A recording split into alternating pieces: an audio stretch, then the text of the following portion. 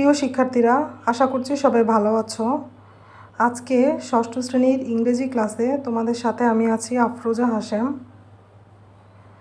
শিক্ষার্থীরা, আজকে ইংলিশ গ্রামারের একটি টপিক পাংচুয়েশন নিয়ে আলোচনা করব। চলো তাহলে শুরু করা যাক। পাংচুয়েশন, যার অর্থ বিরাম চিহ্ন। মনের ভাব ভাষাতে সুস্পষ্টভাবে ব্যক্ত করার জন্য সেন্টেন্স এর মধ্যে বা শেষে বিশেষ চিহ্ন ব্যবহার করা হয়। এই চিহ্নসমূহকে পাংচুয়েশন মার্কস বলে বা বিরাম চিহ্ন বলে। অর্থাৎ মনের ভাব ভাষাতে সুন্দরভাবে প্রকাশ করার জন্য সেন্টেন্সের মধ্যে বা শেষে বিশেষ কিছু চিহ্ন ব্যবহার করা হয়। এই চিহ্নগুলোকেই পাংচুয়েশন মার্কস বলে। চলো দেখে নেওয়া যাক সেন্টেন্সে কি কি পাংচুয়েশন মার্কস বসতে পারে। প্রথমে ফুল স্টপ চিহ্নটা একটু দেখে নাও, কমা, semicolon, colon, 5 note of interrogation, note of exclamation, 7 inverted comma, 8 apostrophe, hyphen, dash, brackets। এখন চলো এই পাংচুয়েশন মার্কসগুলো কোথায় কখন কিভাবে বসে একটু দেখে নেওয়া যাক। প্রথমে আমরা ফুল স্টপের ব্যবহার দেখে নেব। ফুল স্টপ দ্বারা সবচেয়ে দীর্ঘ বিরতি নির্দেশ করে। অর্থাৎ সবচেয়ে দীর্ঘ সময়, অর্থাৎ বেশিক্ষণ সময় যখন থামতে হয় সেন্টেন্সের শেষে, তখন আমরা ফুল স্টপ ব্যবহার করি। সম্পূর্ণ বিরতি বোঝার জন্য অ্যাসার্টিভ, ইম্পারেটিভ এবং অপটেটিভ সেন্টেন্স এর শেষে ফুল স্টপ বসে। যেমন দেখো, the boy goes to school, full stop, open the door, full stop. এখন কমার ব্যবহার দেখে নিব। ইউজ অফ কমা, কমা চিহ্নটি তোমরা দেখতে পাচ্ছ এখানে। সেন্টেন্স এর মধ্যে একই পার্টস অফ স্পিচ ভুক্ত দুইয়ের অধিক শব্দ পাশাপাশি থাকলে প্রথমটি কমা এবং শেষের দুটি অ্যান্ড দ্বারা যুক্ত হয়। অর্থাৎ সেন্টেন্সের মধ্যে একই পার্টস অফ স্পিচ দুইয়ের অধিক যখন থাকে তখন প্রথমটির পরে কমা এবং শেষ দুটির আগে অ্যান্ড দিয়ে যুক্ত করতে হয়। দেখো এখানে Asad, Harun, Azad and Amjad are in the same school. এখানে আজাদ, আসাদ, হারুন, আজাদ, আমজাদ একই পার্টস অফ স্পিচ, এর জন্য এর মাঝে কমা ব্যবহার করা হয়েছে।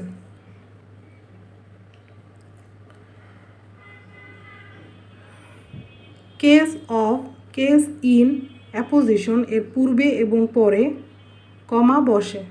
যেমন দেখো, mister Jalal Uddin Ahmed, principal of Dhaka college, was A strict administrator. Mister Jalal Uddin আহমেদের পরে কমা, প্রিন্সিপাল অফ ঢাকা কলেজ, কমা। অর্থাৎ কেস ইন অ্যাপোজিশনের পূর্বে এবং পরে কমা বসে। প্রিন্সিপাল অফ ঢাকা কলেজ এর পূর্বে এবং পরে কমা হয়েছে। তাহলে কমার ব্যবহার দেখে নিলাম।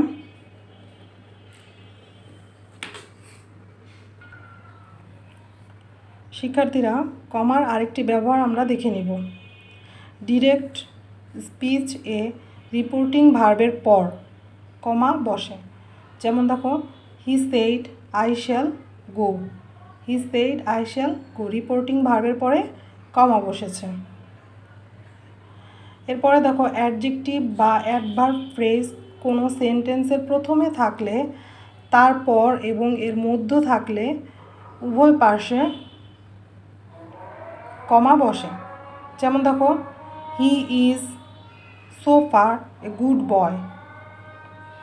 আবার দেখো, একই শব্দের পুনরুক্তি ঘটলে শব্দগুলোর প্রথমটির পর কমা বসে। যেমন দেখো, you are quite comma quite capable of doing this. একই শব্দের পুনরাবৃত্তি ঘটলে প্রথমটির পর কমা বসে। এখন আমরা সেমিক্লোনের ব্যবহার দেখে নিব। দেখো, কোঅর্ডিনেটিং কনজাংশন সমূহে যখন কনজাংশন বাদ দেওয়া হয় তখন কমা বসে। যেমন, we went to the play ground, we played football, we enjoyed our self.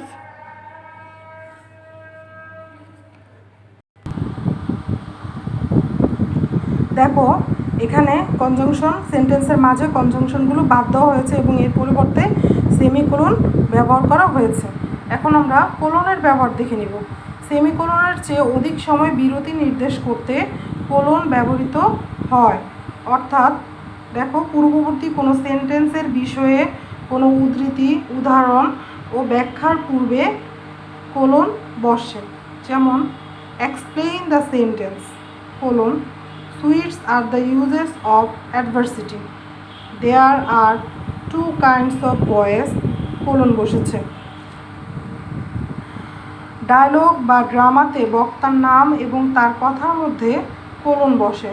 যেমন দেখো, বকুল কোলন হাউ আর ইউ। অর্থাৎ ড্রামা বা ডায়লগে বক্তার নাম এবং তার কথার মধ্যে কোলন ব্যবহার করা হয়। আবার গণনা করতে এক এক করে বলে যাওয়ার সময় examples of adjectives are good, wise, intelligent. অর্থাৎ যখন কোনো গণনা করতে এক এক করে বলে যাচ্ছি তখন তার মাঝে কোনো ব্যবহার করতে হচ্ছে। এরপরে আছে use of note of interrogation. Interrogation সেন্টেন্সের শেষে নোট অফ ইন্টারোগেশন বসে। অর্থাৎ যখন প্রশ্নবোধক কোনো বাক্য থাকবে তারপরে এই চিহ্নটি ব্যবহার করতে হবে। যেমন দেখো, হোয়ার আর ইউ গোয়িং। এখানে যে চিহ্নটি বসেছে এটি প্রশ্নবোধক চিহ্ন। এখন use of note of exclamation, এই চিহ্নটি সেন্টেন্স, এক্সক্লেমেটরি সেন্টেন্সের শেষে এবং ইন্টারজেকশনের পরে এই চিহ্নটি বসে। যেমন দেখো, exclamatory sentence how fine the birds is, চিহ্নটি বসেছে এক্সক্লেমেশন, এক্সক্লেমেটরি চিহ্ন। আবার দেখো, অ্যালাস আই অ্যাম আন্ডার। অর্থাৎ ইন্টারজেকশনের পরেও এই চিহ্নটি বসবে।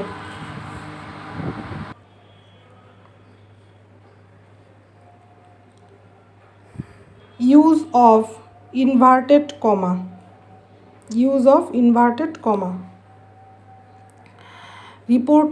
রিপোর্টেড স্পিচ এর পূর্বে এবং পরে ইনভার্টেড কমা বসে। Are you hungry, said the man. Are you hungry, said the man. অর্থাৎ রিপোর্টেড স্পিচের পূর্বে এবং পরে ইনভার্টেড কমা বসে। দেখো, আর ইউ হাংরি।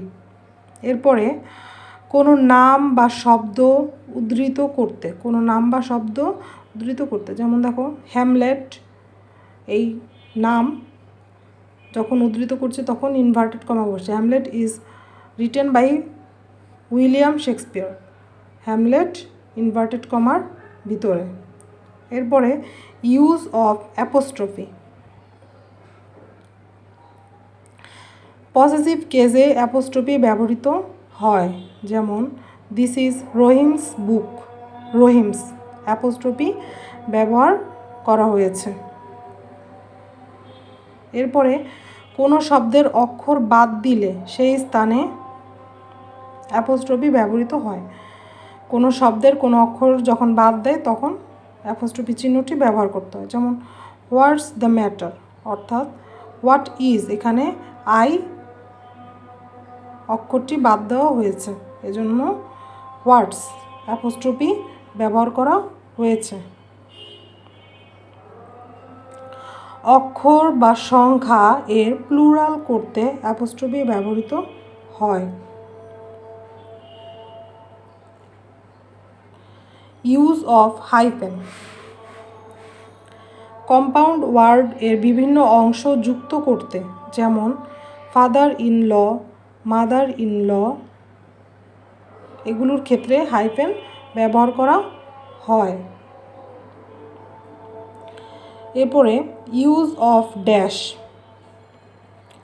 চিন্তায় বা ভাবে আকস্মিক পরিবর্তন বোঝাতে সেন্টেন্স এর মধ্যে ড্যাশ ব্যবহৃত হয়।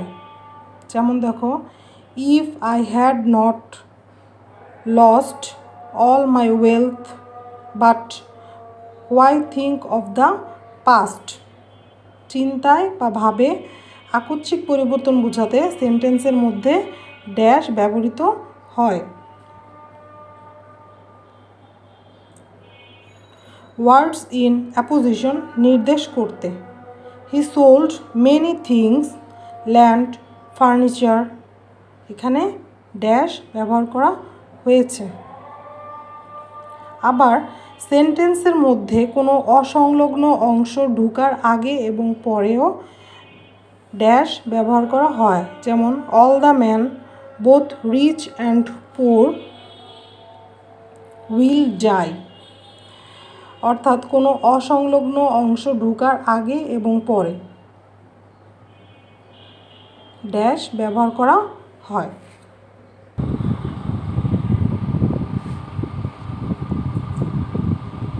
ইউজ অফ ব্র্যাকেটস, কোনো কিছুর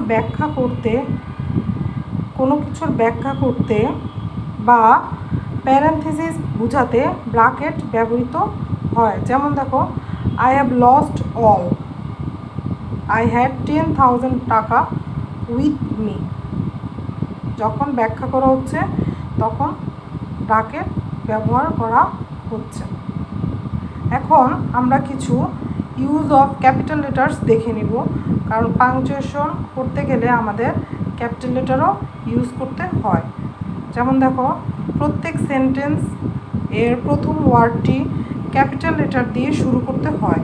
the rich are not always happy, সেন্টেন্সের শুরুতে প্রথম ওয়ার্ডটি ক্যাপিটাল লেটার ব্যবহার করতে হয়। এরপরে দেখো, ইংরেজি কবিতার প্রতি লাইনের প্রথম অক্ষর ক্যাপিটাল লেটার হয়। The music in my heart I bore long after it was here no more, প্রতি লাইনের প্রথম অক্ষর, ইংরেজি কবিতার প্রতি লাইনের প্রথম অক্ষর ক্যাপিটাল লেটার হয়। এরপর দেখো, প্রপার নাউন বা প্রপার অ্যাডজেক্টিভ এর প্রথম লেটারটি ক্যাপিটাল হয়। I met Aslam yesterday. He likes Chinese dishes. Proper noun অথবা প্রপার অ্যাডজেক্টিভের প্রথম লেটারটি ক্যাপিটাল লেটার হয়। এরপরে বার, মাস, পর্ব ও বিখ্যাত ঐতিহাসিক ঘটনার প্রথম লেটারটি ক্যাপিটাল হয়। My father came home on Monday last. Our annual examination will be held on next November. আবার দেখো, the battle of Plassey took place in 1757 AD. আবার প্রোনাউন আই, আমি অর্থে এবং ইন্টারজেকশন সর্বদাই হয়। যেমন দেখো, if he wants I shall help him, bless me O God. Allah তাআলার নামবাচক শব্দের এবং তার পরিবর্তে ব্যবহৃত প্রোনাউন এর প্রথম অক্ষর ক্যাপিটাল হয়। যেমন দেখো, the old sailor prayed to God and he blessed him, এখানে গড ক্যাপিটাল, প্রথম লেটারটি ক্যাপিটাল। উপাধি বা তাদের নামের অ্যাব্রিভিয়েশন সবসময় ক্যাপিটাল লেটার দিয়ে লিখতে হয়। যেমন দেখো BA, MA সবসময় ক্যাপিটাল লেটার দিয়ে লিখতে হয়। এরপরে কোটেশনের প্রথম লেটার ক্যাপিটাল লেটার হয়।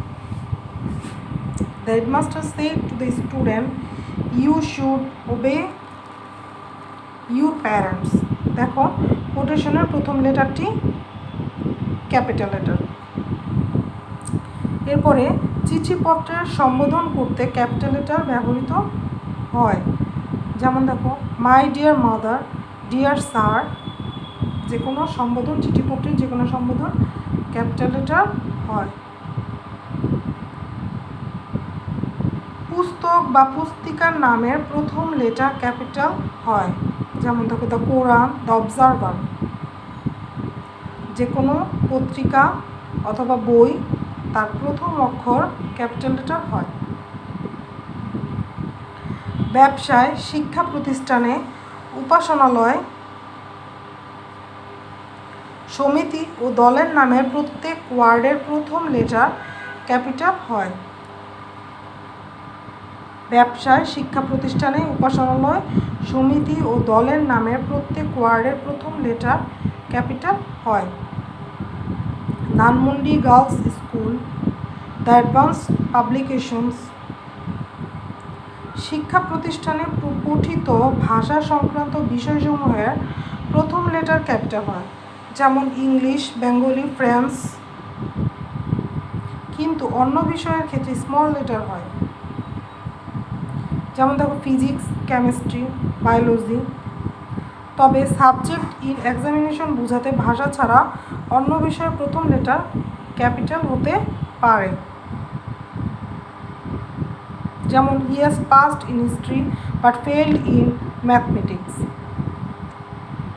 জাহাজ, বিমান, ট্রেন, বিখ্যাত স্থানের নামের প্রথম অক্ষর ক্যাপিটাল হয়। যেমন দ্য টাইটানিক, বিখ্যাত জাহাজের নাম, দ্য তাজমহল, দ্য মহানগর এক্সপ্রেস, অর্থাৎ জাহাজ, বিমান, ট্রেন, বিখ্যাত স্থানের নামের পূর্বে ক্যাপিটাল লেটার হয়। জাতি, ধর্ম, সম্প্রদায়ের নামের প্রথম অক্ষর ক্যাপিটাল হয়। The Muslim, the Christian, the Sunni. আবার দিকের নাম অর্থাৎ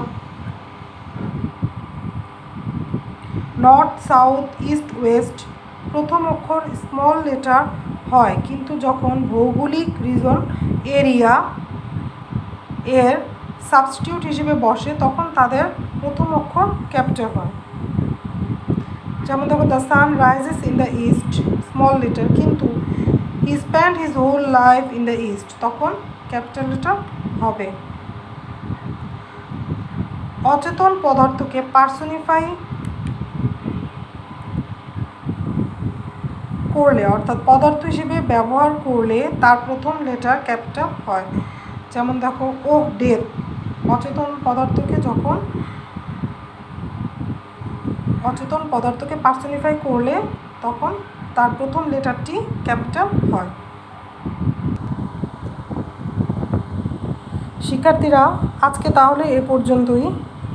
আশা করছি পাংচুয়েশন এবং ইউজেস অফ ক্যাপিটাল লেটার্স সম্পর্কে তোমাদের কিছুটা হলেও ধারণা হয়েছে।